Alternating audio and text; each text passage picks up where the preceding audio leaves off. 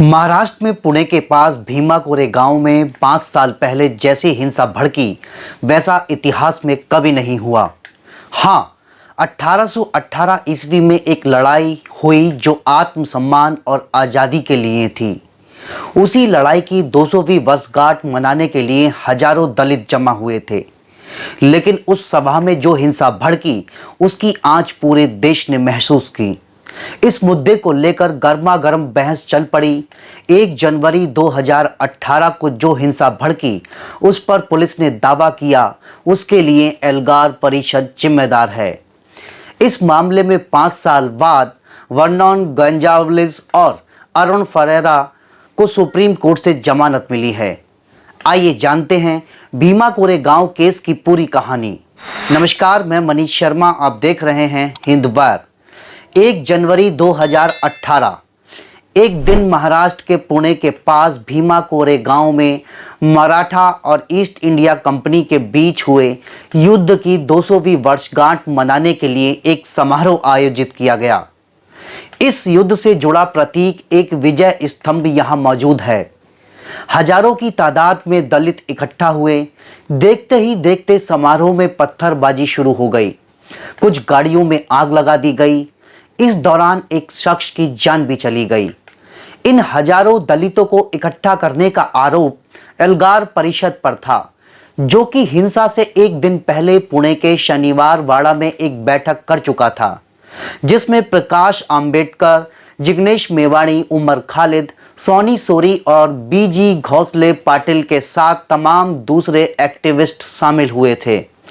Police ने हिंसा के तार बैठक से जोड़े और इससे नक्सली साजिश भी बताया।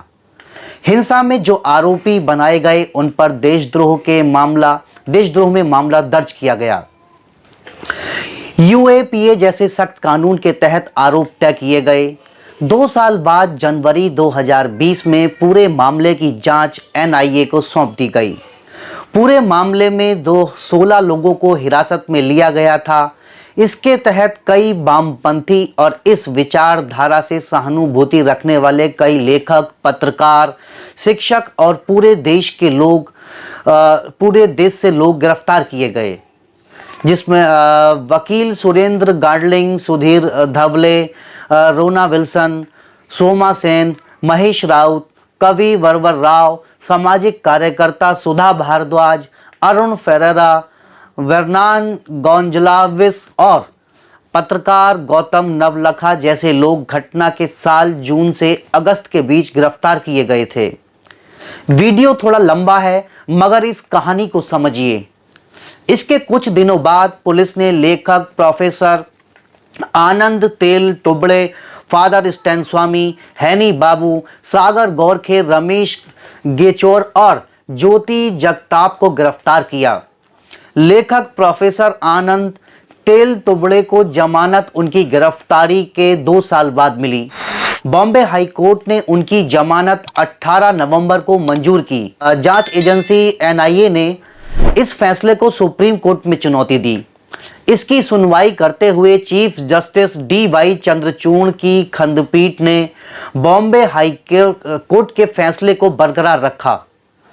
18 नवंबर को ही एनआईए ने बॉम्बे हाई कोर्ट से प्रोफेसर आनंद की जमानत को स्थगित रखने की अपील की थी, जिसे कोर्ट ने मंजूर कर लिया था। प्रोफेसर आनंद को एनआईए ने 14 अप्रैल 2020 को गिरफ्तार किया था। आरोप था भीमा कोरे गांव हिंसा में एल्गार परिषद की साजिश में शामिल होने का। गिरफ्तारी के बाद उन्हें तलोजा जेल में बंद किया गया, लेकिन 2 साल बाद 1 लाख रुपए के बॉन्ड पर बॉम्बे हाई कोर्ट ने उन्हें जमानत पर रिहा कर दिया। प्रोफेसर आनंद दलितों के मुद्दों पर बोलने वाले एक मशहूर शख्सियत हैं। बतौर इंजीनियर कुछ साल की नौकरी के बाद प्रोफेसर आनंद ने अहमदाबाद के आईआईएम में भी पढ़ाई की। दिल्ली के रहने वाले लेखक, पत्रकार और सोशल एक्टिविस्ट गौतम नवलखा ने 20 अप्रैल 2020 को सरेंडर किया था। इसके बाद एनआईए ने उन्हें गिरफ्तार किया और उन्हें न्यायिक हिरासत में तलोजा जेल भेज दिया गया। गौतम ने भी जमानत के लिए कई याचिकाएं दी। हालांकि उनकी जमानत याचिकाएं खारिज होती रहीं, लेकिन सुप्रीम कोर्ट ने नवंबर 2022 में एक अहम फैसला सुनाते हुए कहा, गौतम नवलखा को उनके घर में नजरबंद रखा जाए। सुप्रीम कोर्ट ने घर में नजरबंद रखने का फैसला 73 साल के गौतम नवलखा की बिगड़ती सेहत के मद्देनजर किया था, लेकिन एनआईए ने इस फैसले का विरोध किया। आगे की सुनवाइयों में सुप्रीम कोर्ट ने अपने फैसले को बरकरार रखा। आज गौतम नवलखा मुंबई के अपने घर में नजरबंद हैं। माओवादी संगठनों से संबंध रखने के मामले में 83 साल के फादर स्टैन को भी गिरफ्तार किया गया। स्टैन स्वामी को स्वास्थ्य से जुड़ी कई समस्याएं थीं। जेल में रहते हुए उन्होंने कई बार बुनियादी सुविधाएं मुहैया नहीं कराए जाने को लेकर शिकायत की। एक याचिका में उन्होंने कहा था, उन्हें पानी पीने के लिए स्ट्रॉ तक नहीं दिया जाता। उनकी सेहत को देखते हुए कोर्ट ने मई 2021 में मुंबई के होली फैमिली हॉस्पिटल में उन्हें भर्ती करने का आदेश दिया, लेकिन यहां उनकी हालत में सुधार नहीं हुआ और 5 जुलाई 2021 को होली फैमिली हॉस्पिटल में उनका निधन हो गया। स्टैन स्वामी ने लिखित रूप से उन आदिवासियों का समर्थन किया था जिन्होंने अपने अधिकारों को लेकर 2018 में सरकार के खिलाफ आंदोलन छेड़ा था। उन्होंने हाईकोर्ट में याचिका दायर कर उन 3000 आदिवासी पुरुषों स्त्रियों को रिहा करने की अपील की थी जिन्हें माओवादी करार देकर जेल में बंद कर दिया गया था। आदिवासियों की जमीन हड़पे जाने पर वह लगातार लिख रहे थे और इस बात को बता रहे थे कि कैसे मल्टीनेशनल कंपनियां सुनियोजित साजिश के तहत आदिवासियों की जमीन हड़प रही हैं। सुधा भारद्वाज उन गिने चुने आरोपियों में शामिल हैं जिन्हें इस केस में जमानत मिली। सुधा भारद्वाज को जमानत बॉम्बे हाई कोर्ट ने दिसंबर 2021 में दी थी। एनआईए ने सुधा भारद्वाज की जमानत याचिका को भी सुप्रीम कोर्ट में चुनौती दी थी, लेकिन सुप्रीम कोर्ट ने जमानत पर बॉम्बे हाई कोर्ट का फैसला बरकरार रखा। हालांकि कोर्ट ने यह जरूर कहा कि जमानत की अवधि के दौरान सुधा भारद्वाज मुंबई से बाहर नहीं जाएंगी। सुधा भारद्वाज एक वकील और ट्रेंड यूनियन लीडर हैं। मानव अधिकार कार्यकर्ता के तौर पर वह पिछले 30 सालों से ज्यादा वक्त से काम कर रही हैं। आदिवासियों, शोषित जनजातियों और घुमंतू समुदाय के मुद्दों से जुड़ी रही हैं। सुधा भारद्वाज अमेरिका में जन्मी हैं, लेकिन भारत लौटने के बाद उन्होंने अमेरिकी पासपोर्ट त्याग दिया। तभी से वो गरीब और कमजोर तबकों के लिए काम कर रही हैं। कोरेगांव हिंसा में सुधा को भी आरोपी बनाया गया। पुलिस ने उन पर माओवादी संगठनों से संबंध के साथ भीमा कोरेगांव हिंसा की साजिश में शामिल होने का आरोप लगाया। सुधा को यरवदा जेल और उसके बाद तलोजा जेल में रखा गया था। हैदराबाद के कवि और लेखक बर्बर राव को भी गिरफ्तार किया गया। जेल में रहने के बाद 1 साल जेल में रहने के बाद उनकी तबीयत बिगड़ी। सेहत में लगातार जो उनका सेहत बिगड़ रही थी, उसकी वजह से कोर्ट ने उन्हें नानावटी हॉस्पिटल में शिफ्ट करने का आदेश दिया। बर्बर राव का इलाज अभी जारी है। इसके लिए कोर्ट उन्हें हॉस्पिटल में रखने की अवधि बार बार बढ़ाती रही।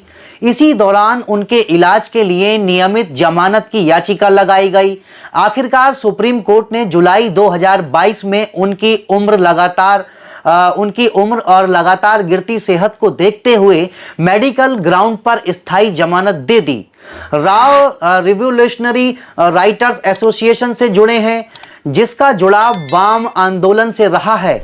उन्हें हैदराबाद से गिरफ्तार कर पुणे लाया गया था। इससे पहले भी उन्हें माओवादी संगठनों से संबंध रखने के आरोप में गिरफ्तार किया जा चुका है।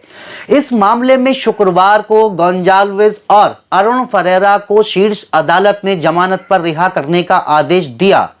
जस्टिस अनिरुद्ध बोस और जस्टिस सुधांशु धूलिया की खंडपीठ ने कहा कि गोंजाल्विस और फरेरा के खिलाफ उपलब्ध भौतिक साक्ष्य उनकी लगातार हिरासत को उचित नहीं ठहराते। गोंजाल्विस और फरेरा ने पिछले साल शीर्ष अदालत का रुख किया था। उनकी जमानत याचिकाएं पहले विशेष एनआईए अदालत और बॉम्बे हाई कोर्ट ने खारिज कर दी थीं। शीर्ष अदालत ने उन्हें जमानत देते हुए कहा, दोनों आरोपियों को महाराष्ट्र न छोड़ने, अपने पासपोर्ट सौंपने, केवल एक मोबाइल फोन का उपयोग करने और मामले के जांच अधिकारी को अपने निवास स्थान के बारे में अपडेट रखने का निर्देश दिया गया है। सुप्रीम कोर्ट ने कहा कि अतिरिक्त प्रतिबंध यदि कोई हो तो ट्रायल के दौरान कोर्ट में वह जोड़े जाएंगे।